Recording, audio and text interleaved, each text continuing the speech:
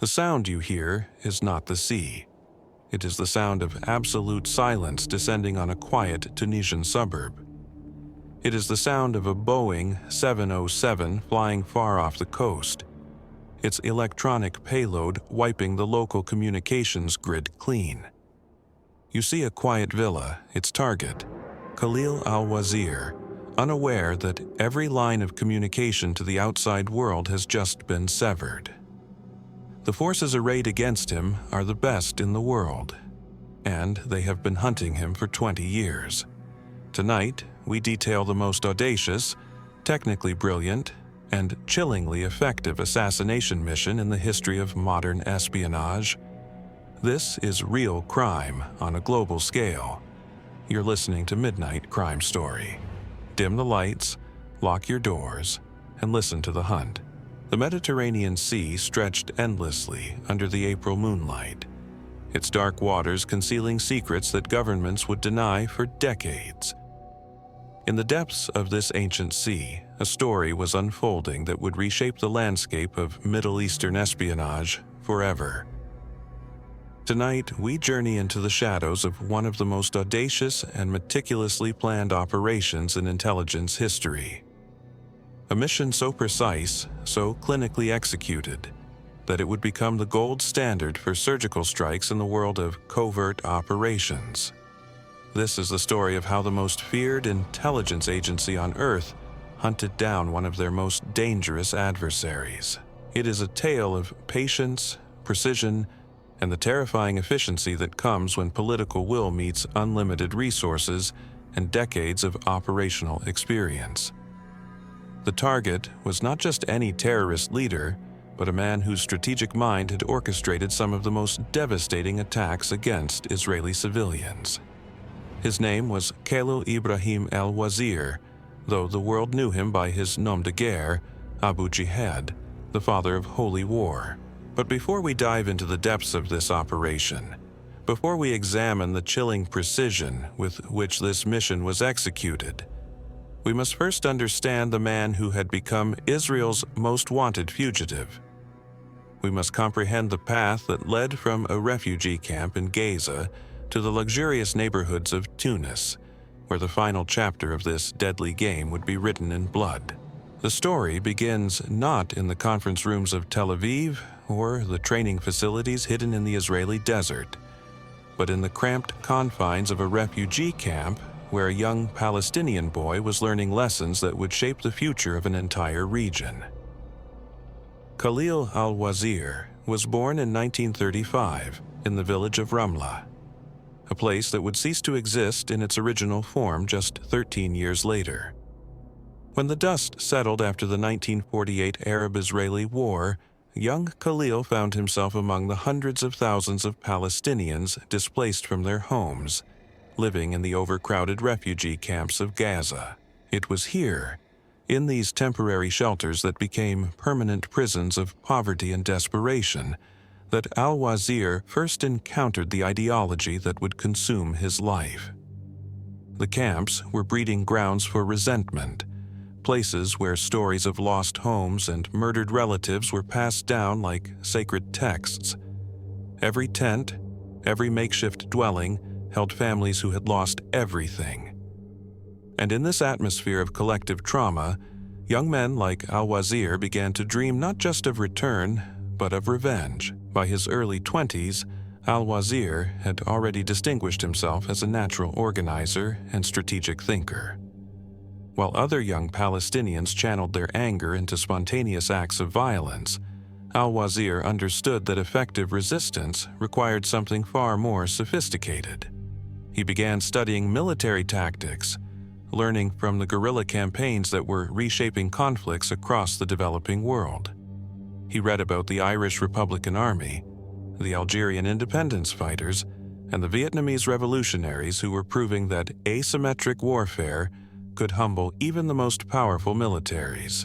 In 1959, al-Wazir co-founded what would become the most powerful Palestinian militant organization in history, Fatah.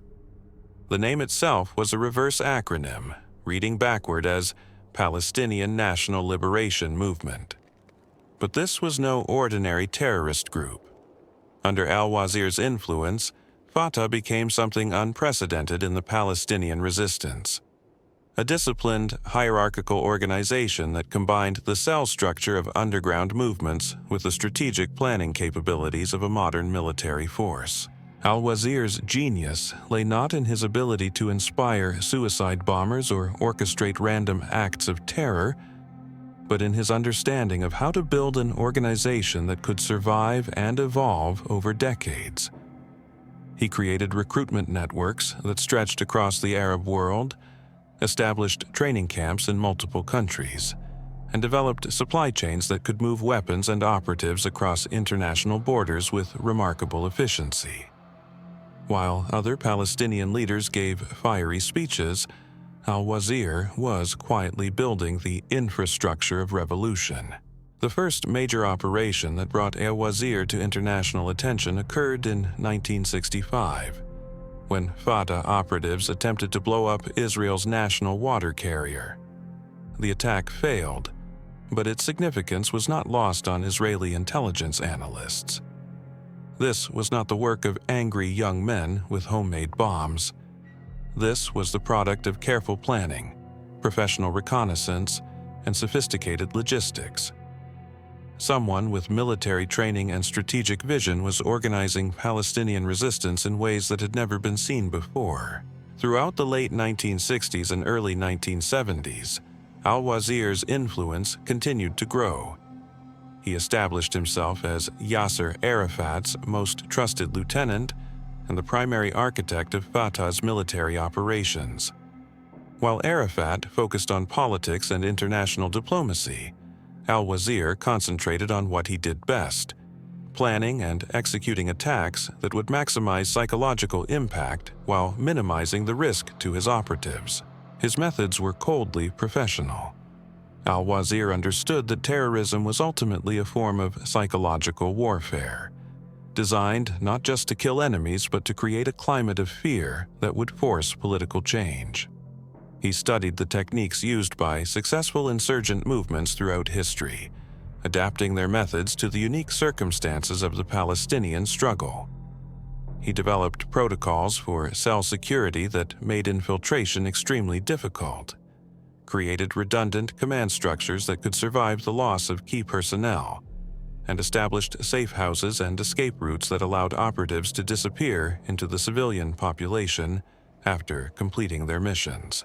But it was in 1978 that Khalil al-Wazir orchestrated the operation that would forever cement his reputation as one of the world's most dangerous terrorists. The target was not a military installation or government building, but something far more psychologically devastating: a bus full of innocent civilians, including women and children, traveling along Israel's coastal highway. The Coastal Road Massacre, as it would come to be known, was al-Wazir's masterpiece of strategic terror. The operation began months before the actual attack, with careful intelligence gathering about Israeli civilian transportation patterns. Al-Wazir's operatives studied bus schedules, identified vulnerable stretches of highway, and planned escape routes with the same attention to detail that a conventional military might use to plan a major offensive. On March 11, 1978, 13 Palestinian militants landed on a beach near Tel Aviv using inflatable boats. They had been trained for months in Lebanon, equipped with automatic weapons, grenades, and enough ammunition to sustain a prolonged firefight. But their mission was not to engage Israeli security forces. Their target was the civilian population, chosen specifically because attacking non-combatants would generate the maximum psychological impact. The militants hijacked a tourist bus and then a second bus, taking dozens of hostages as they drove toward Tel Aviv. What followed was a running battle that stretched for hours along the coastal highway, with Israeli security forces desperately trying to stop the militants before they could reach a populated area. By the time the standoff ended, 38 Israelis were dead, including 13 children. 71 others were wounded, many severely, The attack sent shockwaves through Israeli society. This was not a military engagement or an attack on a government target. This was the deliberate slaughter of families, children, and elderly tourists who had posed no threat to anyone. The images of burned buses and covered bodies dominated international news coverage, achieving exactly what al-Wazir had intended: proof that no Israeli civilian was safe, anywhere, at any time. From a strategic perspective, the Coastal Road Massacre was everything al-Wazir had hoped it would be. It demonstrated Fatah's ability to strike deep inside Israeli territory, showed that Palestinian militants could sustain complex operations over extended periods, and created exactly the kind of psychological trauma that would influence Israeli political calculations for years to come. But the attack also had an unintended consequence that would ultimately seal al-Wazir's fate.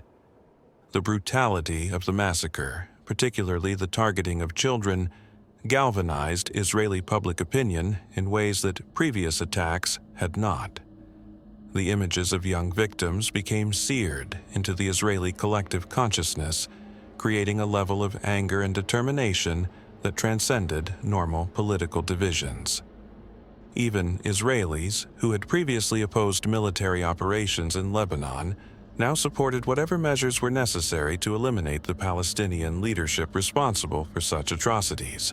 In the halls of Israeli intelligence headquarters, al-Wazir's name moved to the top of a very special list. This was not the standard target list used for routine military operations. This was the list reserved for individuals considered to pose such a significant threat to Israeli security that their elimination was worth almost any risk. Getting on this list meant that Israel's most elite operatives would dedicate years of their lives to studying your habits, your weaknesses, and your vulnerabilities. It meant that unlimited resources would be devoted to planning your death with the same precision that other militaries used to plan major campaigns. The man responsible for transforming that list into operational reality was someone whose name would never appear in newspapers or history books. In the shadowy world of Israeli intelligence, he was known simply as the Chief. His real identity remained classified at levels that prevented even senior government officials from accessing his files. But his reputation within the intelligence community was legendary. The Chief had built his career on impossible operations that other agencies considered too dangerous or too complex to attempt.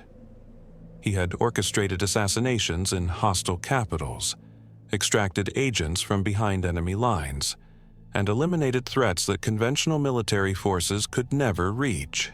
His methodology was always the same: months or even years of patient preparation, followed by surgical strikes executed with such precision that they seemed almost supernatural in their effectiveness. When the Chief received the authorization to eliminate Abu Jihad, he understood that this would not be an ordinary operation. The target was not hiding in some remote cave or moving between safe houses in hostile territory.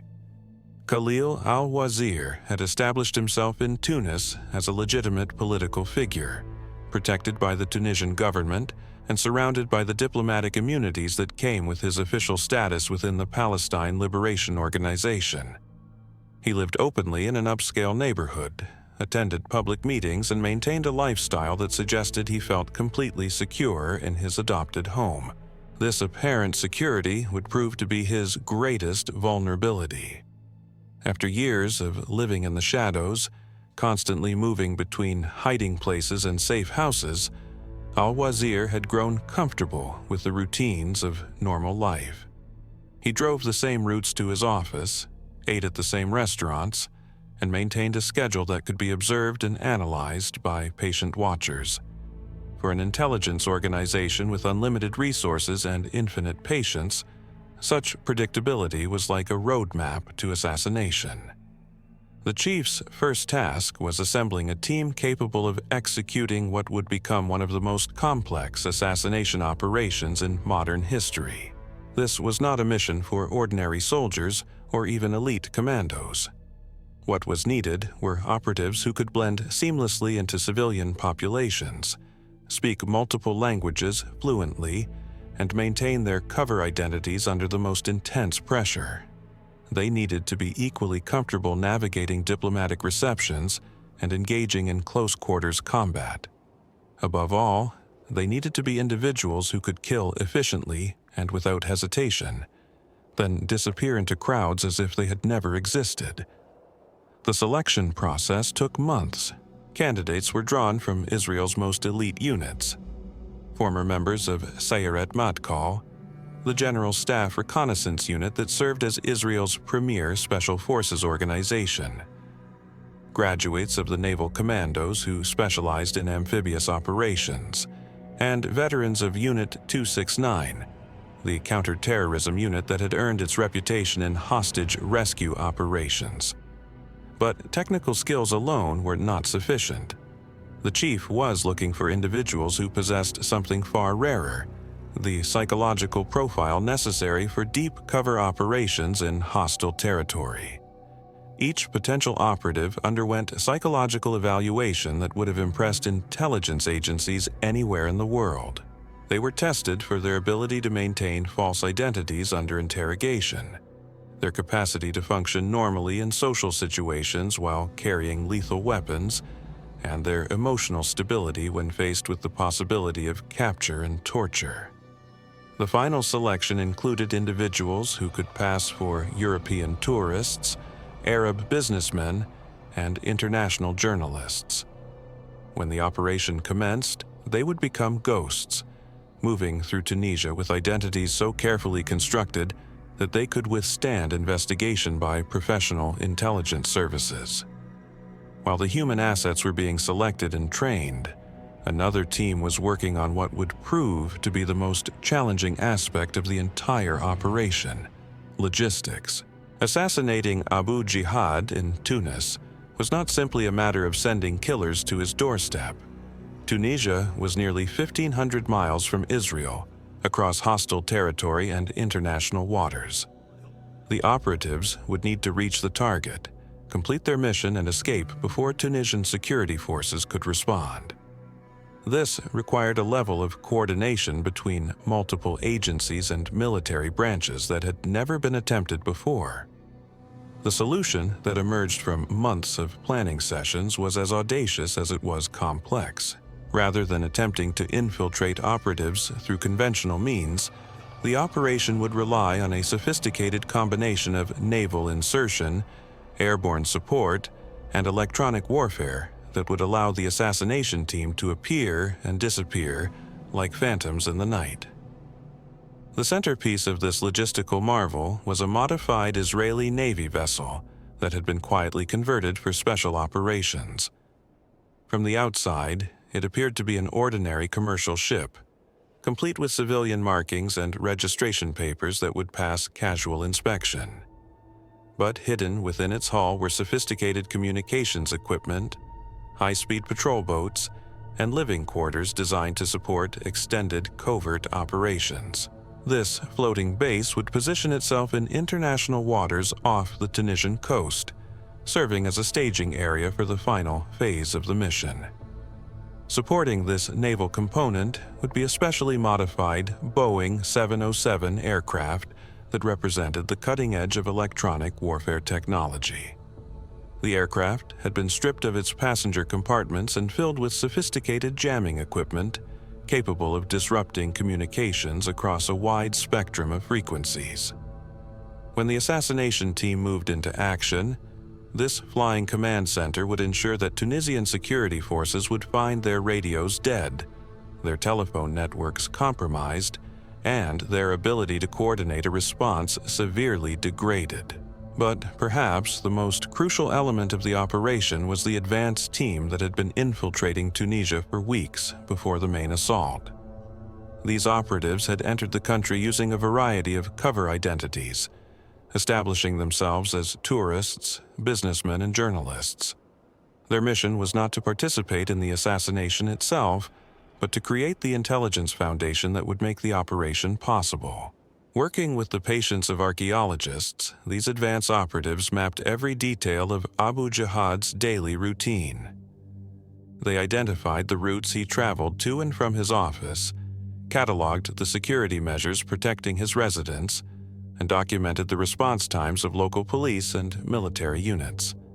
They rented apartments with clear sightlines to his home, established observation posts along his regular travel routes, and created detailed floor plans of every building he was known to frequent.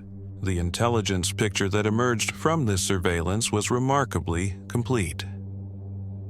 Abu Jihad maintained an office in central Tunis where he conducted PLO business during regular daytime hours. His residence was located in Sidi Bou Said, an upscale suburb popular with diplomats and wealthy expatriates. The house itself was a two-story villa surrounded by a high wall and protected by a small security detail. Most importantly, the surveillance revealed that Abu Jihad followed a predictable evening routine, typically returning home from his office at approximately the same time each day and spending his evenings with his family. This intelligence was transmitted back to Israel through a sophisticated communications network that had taken months to establish.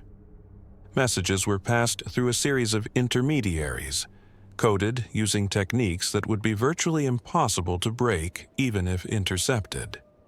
The information was so sensitive that it was compartmentalized at the highest levels, with different analysts working on separate pieces of the puzzle to prevent any single individual from comprehending the full scope of the operation. As the intelligence picture became clearer, the tactical planning reached a level of detail that bordered on the obsessive. Every aspect of the operation was rehearsed repeatedly using detailed mock-ups constructed at secret training facilities. The assault team practiced their insertion from the sea, their movement through suburban streets, and their approach to the target residence. They memorized the layout of Abu Jihad's home so thoroughly that they could navigate it in complete darkness. They studied photographs of every family member and household staff member to ensure that innocent civilians would not be mistaken for combatants. The weapons selected for the operation reflected the same attention to detail that characterized every other aspect of the mission. The assault team would carry suppressed pistols and submachine guns that could eliminate targets quietly without alerting neighbors or security forces. But they would also carry heavier weapons in case the operation encountered unexpected resistance. Every round of ammunition was carefully selected for maximum stopping power while minimizing the risk of over-penetration that might endanger innocent civilians. Communication during the operation would rely on sophisticated radio equipment that could maintain contact between the assault team, the naval support vessel, and the airborne command aircraft. But the operatives also carried backup communication systems in case their primary equipment was compromised. They had contingency plans for virtually every possible scenario. What to do if they encountered unexpected security measures, how to respond if local police arrived before they could complete their mission, and multiple escape routes that could be activated depending on the specific circumstances they encountered. The psychological pressure on the operatives during the months of preparation was enormous. They were training for a mission that would place them in extraordinary danger, operating in hostile territory with minimal backup and no possibility of official rescue if something went wrong. If captured, they could expect torture, lengthy imprisonment, and possible execution. The Israeli government would be forced to deny any knowledge of their existence, leaving them to face whatever consequences awaited them alone. Yet, despite these pressures, the team maintained the discipline and focus that had brought them to the attention of the chief in the first place. They understood that they were participating in something historically significant, an operation that would demonstrate Israel's reach and determination in ways that would influence the calculations of enemies for decades to come. The death of Abu Jihad would send an unmistakable message. No matter where Israel's enemies might hide, no matter what protections they might believe they possessed, they remained vulnerable to the long arm of Israeli justice. As the final preparations were completed and the operation moved toward execution, an almost supernatural calm settled over the participants.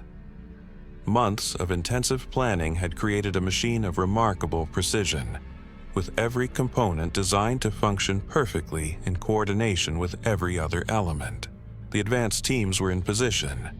The communications networks were tested and ready, and the assault force had reached a level of readiness that could not be sustained indefinitely. The chief made his final reviews of the operational plan, checking and rechecking every detail that might mean the difference between success and catastrophe. The weather forecasts were favorable.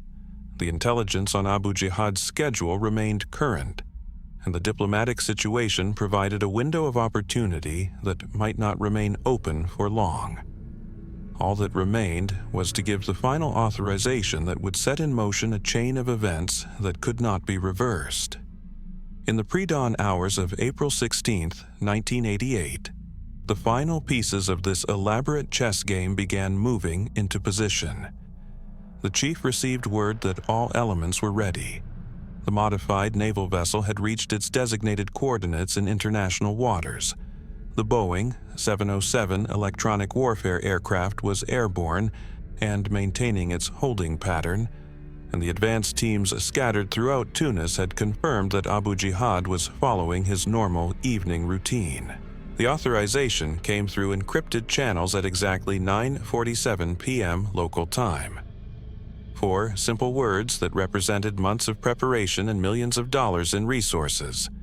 Operation Spring of Youth is authorized. The code name was deliberately chosen to honor a previous operation, but this mission would eclipse anything that had come before in its scope and audacity. Aboard the command vessel, the assault team made their final preparations with the methodical precision of surgeons preparing for a complex operation. Each operative checked and rechecked their equipment: suppressed weapons, night vision goggles, communications gear, and the small explosive charges that would be used to breach doors if necessary. Their faces were painted with camouflage that would make them nearly invisible in the shadows of suburban streets. The team leader, known only by his operational code name, Ehud, had participated in more classified operations than most intelligence analysts would ever read about. His voice carried the calm authority of someone who had faced death so many times that it had become merely another tactical consideration. As he conducted the final briefing, his words were economical and precise, each sentence designed to reinforce specific aspects of the mission that could mean the difference between success and disaster. The intelligence was current as of 2 hours ago, he told his team.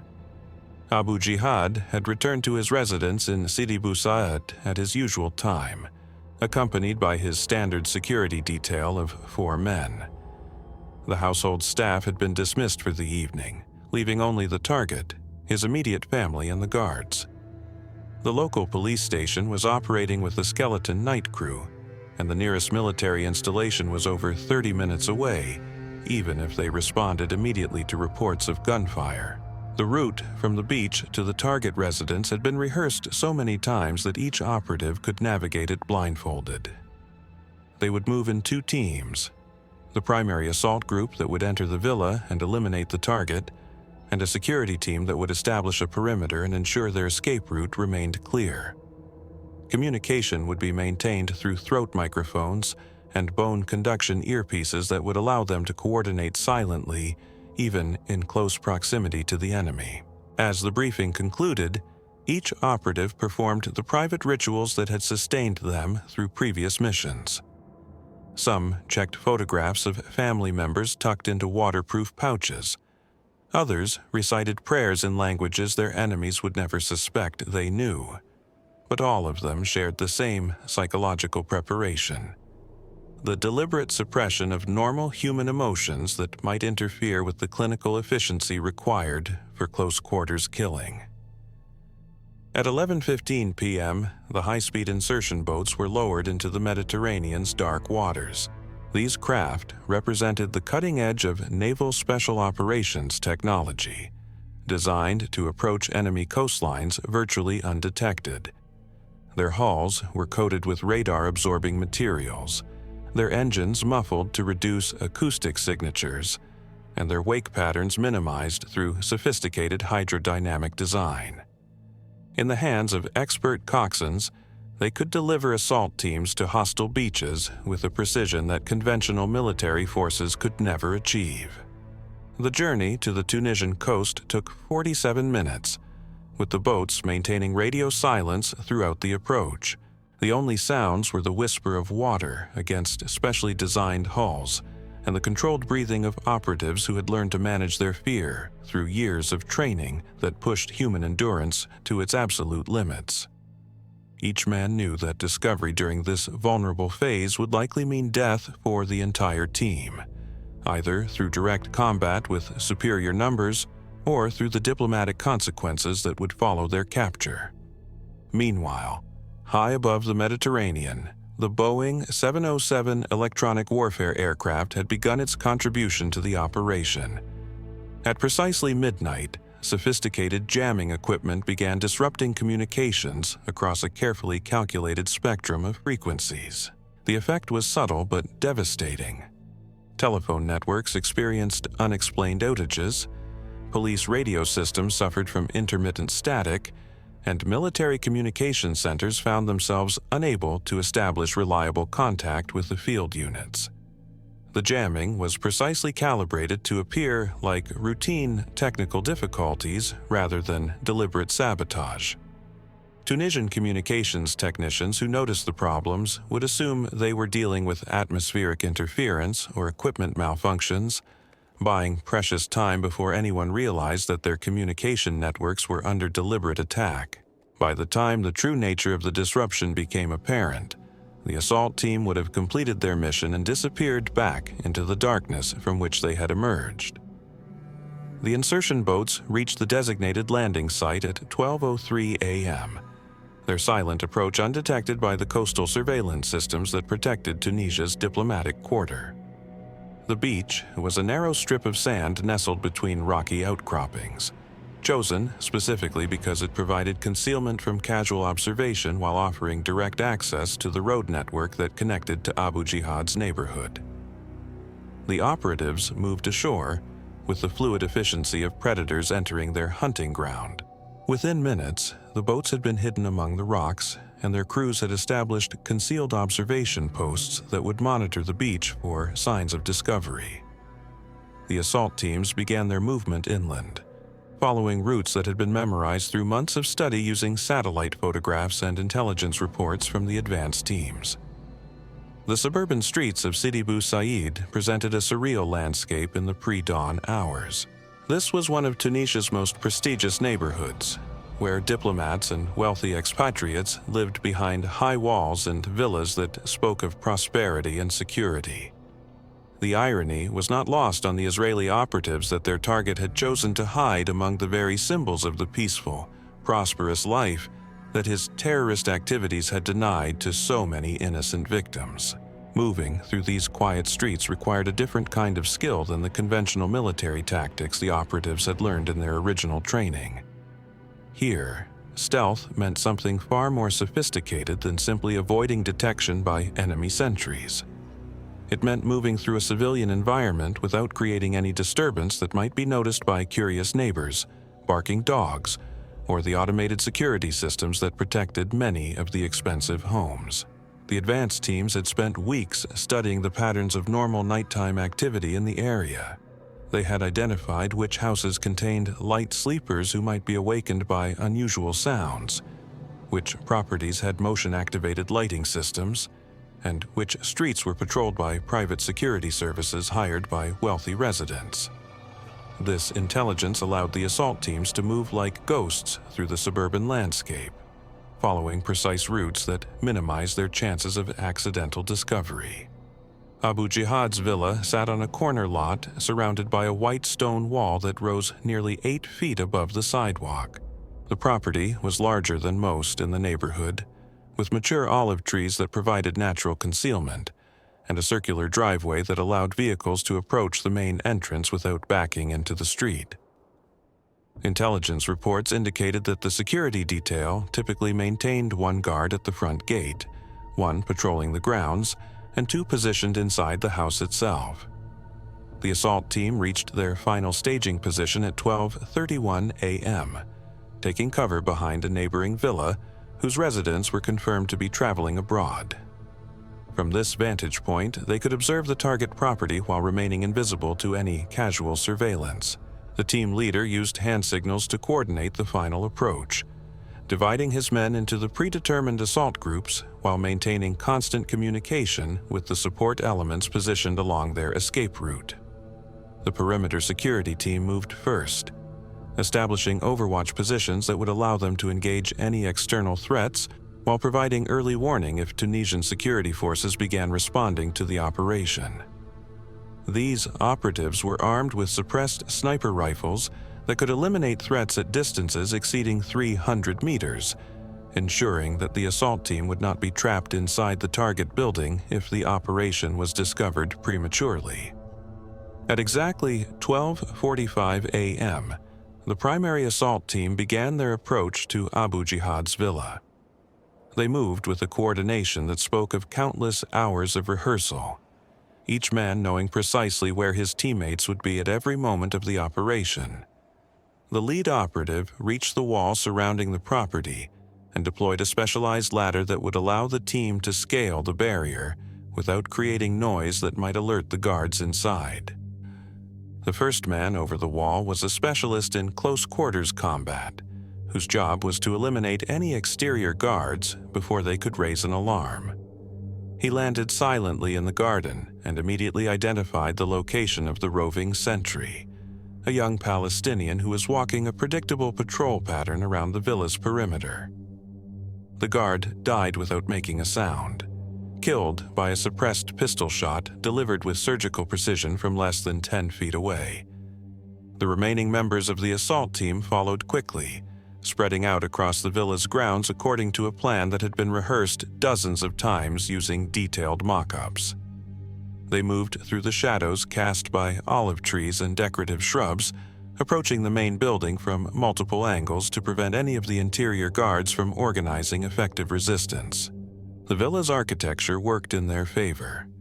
The building was designed in the traditional North African style, with thick walls and small windows that provided natural defensive advantages for the occupants, but also limited their ability to observe the surrounding grounds. The main entrance was protected by heavy wooden doors that would require explosives to breach quickly, but intelligence reports had identified a service entrance at the rear of the building that was secured with conventional locks that could be defeated silently. The lock specialist reached the service door at 12:52 a.m. and began working with tools that represented decades of development by intelligence agencies around the world. These devices could defeat most commercial locking systems without leaving traces that would indicate forced entry, allowing intelligence operatives to enter buildings without alerting the occupants to their presence. The specialist worked with the steady concentration of a master craftsman, his movements economical and precise despite the enormous pressure of operating in hostile territory.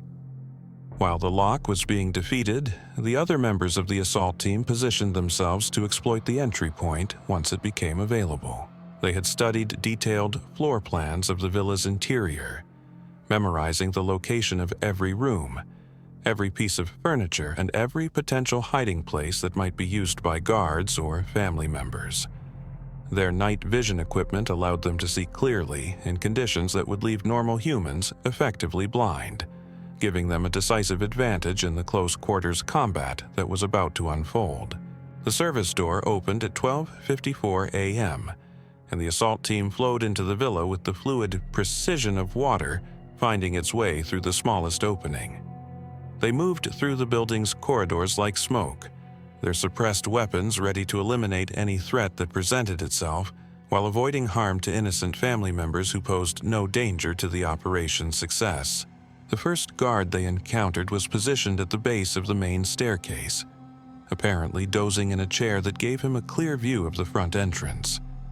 He died instantly from a suppressed rifle shot that struck him in the center of his forehead, the subsonic bullet designed to fragment upon impact and ensure immediate incapacitation. His body slumped forward in the chair, creating the impression that he had simply fallen asleep at his post. The second guard proved more alert, perhaps awakened by some subtle sound that his unconscious mind had registered as threatening. He was reaching for his weapon when the assault team's point man appeared in the doorway of the room where he had been resting.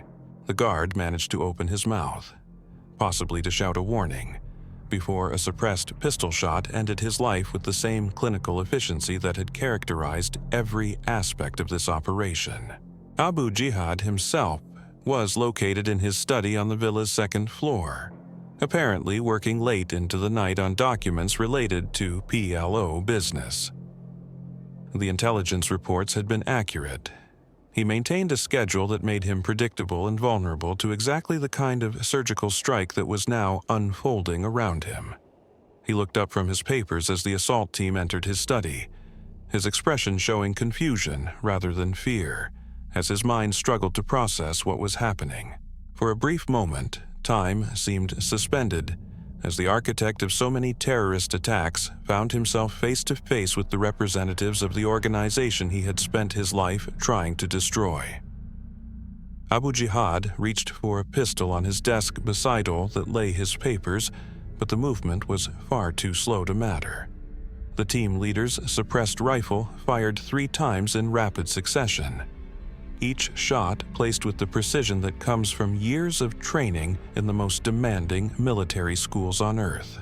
Khalil Ibrahim al-Wazir, the man who had orchestrated the Coastal Road massacre and dozens of other attacks against Israeli civilians, died at his desk, surrounded by the plans and documents that represented his life's work of organized violence. His death was swift and clinical, devoid of the drama that had characterized so many of the operations he had planned against innocent victims. The assault team immediately began their withdrawal, moving through the villa with the same disciplined precision that had characterized their entry. They had spent exactly 7 minutes inside the building, eliminating 4 armed guards and their primary target without firing a shot that could be heard beyond the villa's walls. The suppressed weapons had done their work perfectly, ensuring that neighbors remained unaware that a military operation had just been conducted in their peaceful suburban neighborhood. As the team moved back toward their extraction point, the electronic warfare aircraft high above the Mediterranean continued its sophisticated jamming operation. Tunisian authorities would later report that they experienced widespread communication difficulties throughout the night, making it impossible to coordinate an effective response even after Abu Jihad's body was discovered by his family members several hours later. The extraction proceeded with the same flawless execution that had characterized every other aspect of the operation.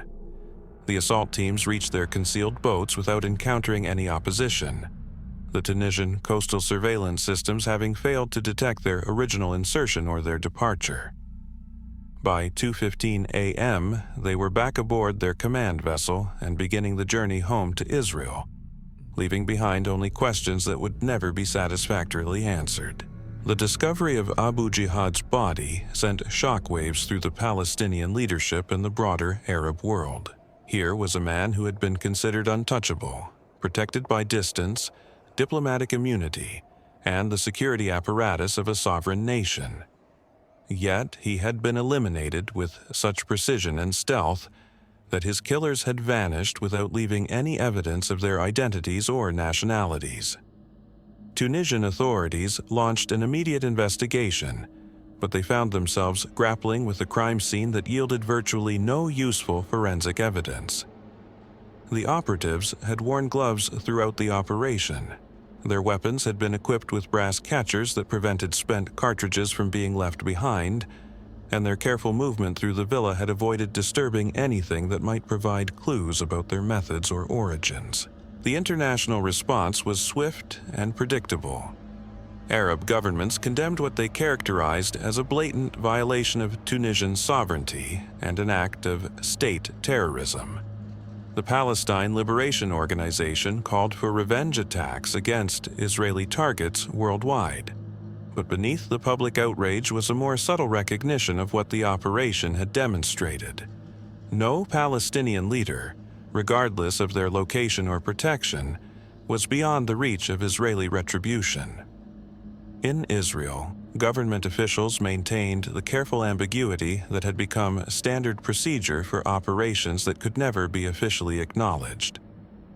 When pressed by journalists for comment on Abu Jihad's death, senior officials expressed regret for the loss of life, while noting that individuals who chose to organize terrorist attacks against civilian populations inevitably faced consequences for their actions. The message was clear, even if it could never be stated explicitly. Israel possessed both the capability and the will to eliminate its enemies wherever they might hide. The psychological impact of the operation extended far beyond the immediate shock of Abu Jihad's death. Palestinian militants who had felt secure in their foreign sanctuaries now understood that distance provided no protection against Israeli retaliation. The clinical precision with which the operation had been executed suggested capabilities that went far beyond anything they had previously imagined, creating a climate of paranoia and uncertainty that would influence their behavior for years to come. Intelligence analysts in capitals around the world studied the operation with professional admiration mixed with deep concern. The ability to project lethal force across such distances while maintaining complete operational security represented a quantum leap in special operations capabilities. If Israel could eliminate a target in Tunisia with such precision, what prevented them from conducting similar operations anywhere in the world? The long-term strategic implications of the operation were profound. Abu Jihad's death created a vacuum in Palestinian military leadership that would never be adequately filled. His unique combination of strategic vision, operational expertise, and organizational skills had made him irreplaceable, and his absence would be felt in every subsequent Palestinian operation. The terror networks he had so carefully constructed began to fragment without his unifying presence, making them less effective and more vulnerable to further Israeli operations. For the operatives who had conducted the mission, the successful elimination of Abu Jihad represented the culmination of careers spent in the shadows of the intelligence world. They had participated in an operation that would influence Middle Eastern politics for decades to come, yet their identities would remain classified for the rest of their lives. They returned to Israel as anonymous heroes, their extraordinary achievement known only to a small circle of intelligence officials who understood the true significance of what had been accomplished. The chief himself felt a profound satisfaction as he reviewed the mission's after-action reports. Every aspect of the operation had functioned exactly as planned, validating months of preparation and the enormous resources that had been invested in eliminating this single target. More importantly, the mission had demonstrated that Israel's enemies could never feel truly safe, regardless of where they chose to hide or what protections they believed they possessed. In the aftermath of the operation, as the modified naval vessel cut through the Mediterranean darkness toward Israeli waters, the full scope of what had been accomplished began to crystallize. The elimination of Abu Jihad was not merely the death of a single terrorist leader, but the surgical removal of the most sophisticated military mind the Palestinian resistance had ever produced. His assassination would create ripple effects that would reshape the entire landscape of Middle Eastern conflict for decades to come. The immediate aftermath unfolded with the same methodical precision that had characterized the operation itself. Within hours of the team's return to Israeli waters, forensic specialists began the painstaking process of ensuring that no trace evidence remained that could connect Israel to the assassination. Every piece of equipment used in the operation was subjected to microscopic examination. Weapons were disassembled and their components scattered across multiple disposal sites. The specialized boats that had carried the assault team to Tunisian shores were stripped of their modifications and returned to their original configurations. Even more critically, the human participants began the psychological process of compartmentalizing their involvement in the operation. This was not simply a matter of operational security, but a necessary adaptation to the reality of conducting state-sanctioned assassination in the modern era. Each operative understood that their participation in the mission could never be acknowledged, never be celebrated publicly, and never be recorded in any official history. They had become ghosts in their own lives, carrying secrets that would accompany them to their graves. The Israeli government's response to international inquiries about Abu Jihad's death followed protocols that had been refined through decades of covert operations. Official statements expressed regret for the loss of life while carefully avoiding any admission of involvement. When pressed by journalists about Israel's possible role in the assassination, government spokesmen offered standard formulations about not commenting on intelligence matters, while noting that individuals who organized terrorist attacks inevitably faced consequences for their actions. This carefully orchestrated ambiguity served multiple strategic purposes. It allowed Israel to avoid the diplomatic consequences that would follow explicit acknowledgement of conducting military operations on foreign soil, while simultaneously sending an unmistakable message to other potential targets about the reach of Israeli retribution. The very fact that everyone knew Israel was responsible, despite the lack of official confirmation, made the psychological impact even more profound. In Tunis, the investigation into Abu Jihad's death revealed the terrifying sophistication of the operation that had eliminated him. Tunisian authorities found themselves confronting evidence of capabilities they had never imagined any intelligence service possessed. The communication disruptions that had prevented effective coordination during the crucial hours after the assassination were eventually traced to sophisticated electronic warfare systems operating from aircraft that had never appeared on any radar screen. The forensic analysis of the crime scene yielded virtually nothing useful for investigators. The operatives had moved through the villa like phantoms, leaving behind no fingerprints, no DNA evidence, no spent cartridges, no fiber samples that could be traced to their origins. Even the bullets recovered from the victims had been manufactured using techniques that made them virtually impossible to trace to their source. It was as if Abu Jihad had been killed by men who existed only as shadows and smoke. But perhaps the most unsettling discovery for Tunisian investigators was the realization of how thoroughly their security had been penetrated in the months leading up to the assassination. As they reconstructed the timeline of the operation, they began to understand that the attack had been preceded by an intelligence-gathering effort of extraordinary scope and sophistication. The advance teams had not simply observed Abu Jihad's routine. They had mapped every aspect of Tunisia's security infrastructure with a precision that suggested access to classified information at the highest levels. The psychological impact on Tunisia's intelligence services was devastating. If foreign operatives could conduct such extensive surveillance operations without detection, if they could map government facilities and identify security weaknesses with such precision, then no target in the country could be considered truly secure. The assassination had not simply eliminated one Palestinian leader. It had demonstrated that Tunisia itself was vulnerable to penetration and manipulation by foreign intelligence services with sufficient resources and determination. Within the Palestinian leadership, Abu Jihad's death created a crisis that went far beyond the simple loss of a key figure. His assassination had exposed the fundamental vulnerability of the entire Palestinian political structure. If someone as careful and well-protected as Abu Jihad could be eliminated with such ease, then no Palestinian leader anywhere in the world could feel secure. The message was unmistakable. Israel possessed the capability and determination to reach any target, regardless of location, protection, or diplomatic status.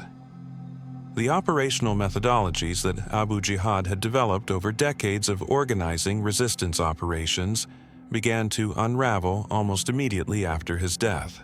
The careful compartmentalization that had protected Fatah's cell structure from infiltration became a liability when the central coordination that Abu Jihad had provided disappeared.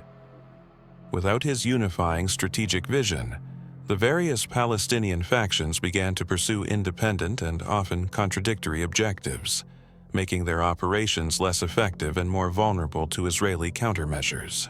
Intelligence analysts in capitals around the world studied the Abu Jihad assassination with a mixture of professional admiration and deep concern.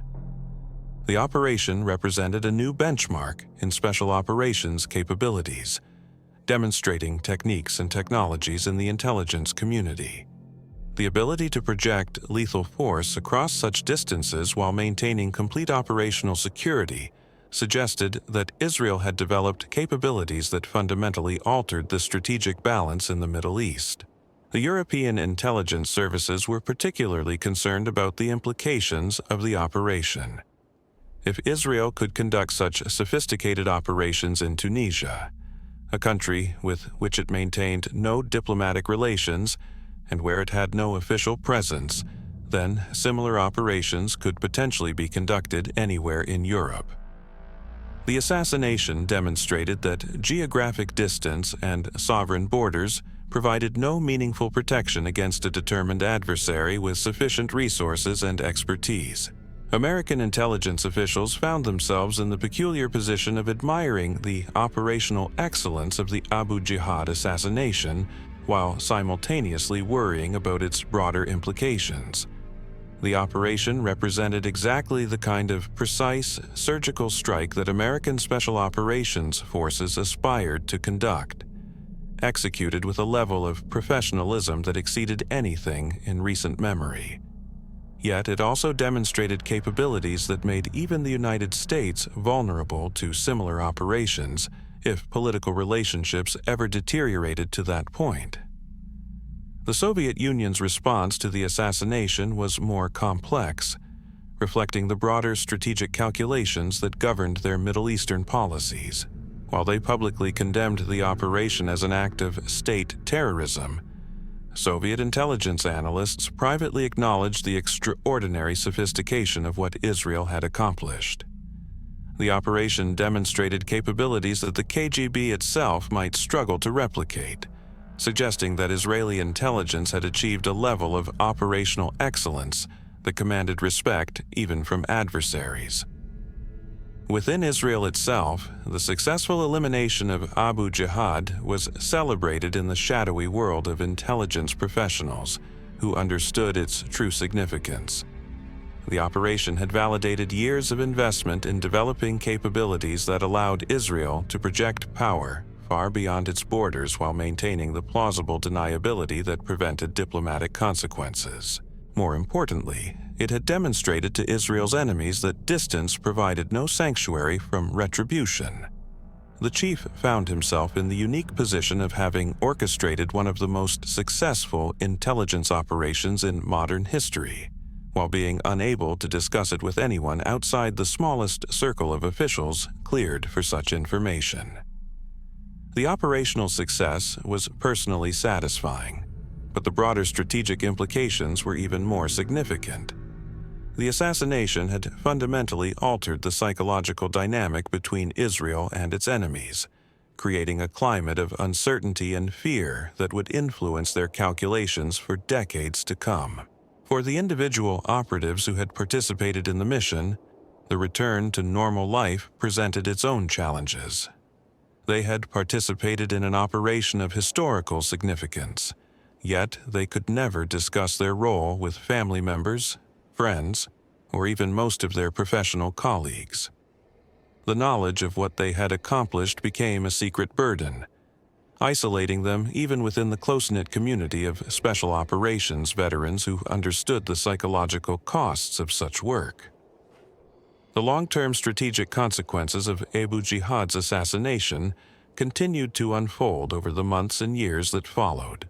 Without his unifying presence and strategic expertise, The various Palestinian factions became increasingly fragmented and ineffective. The sophisticated operational capabilities he had developed were gradually degraded as key personnel were eliminated or defected, and the institutional knowledge he had accumulated over decades was lost forever. The assassination also marked a turning point in the broader Israeli approach to counterterrorism. The success of the Abu Jihad operation validated a strategy of proactive elimination of key terrorist leaders rather than reactive responses to attacks after they had already occurred. This shift toward preventive operations would become a defining characteristic of Israeli security policy, influencing everything from targeted assassinations to preemptive military strikes. In the end, Operation Spring of Youth stands as a masterpiece of modern espionage, a demonstration of what becomes possible when unlimited resources meet absolute determination. The man known as Abu Jihad had believed himself untouchable, protected by distance and diplomatic immunity. But in the shadows of intelligence warfare, no sanctuary remains inviolate forever. The Mediterranean keeps its secrets, and governments maintain their denials, but the message was delivered with surgical precision. Some debts can only be paid in blood, and justice has no borders in the darkness.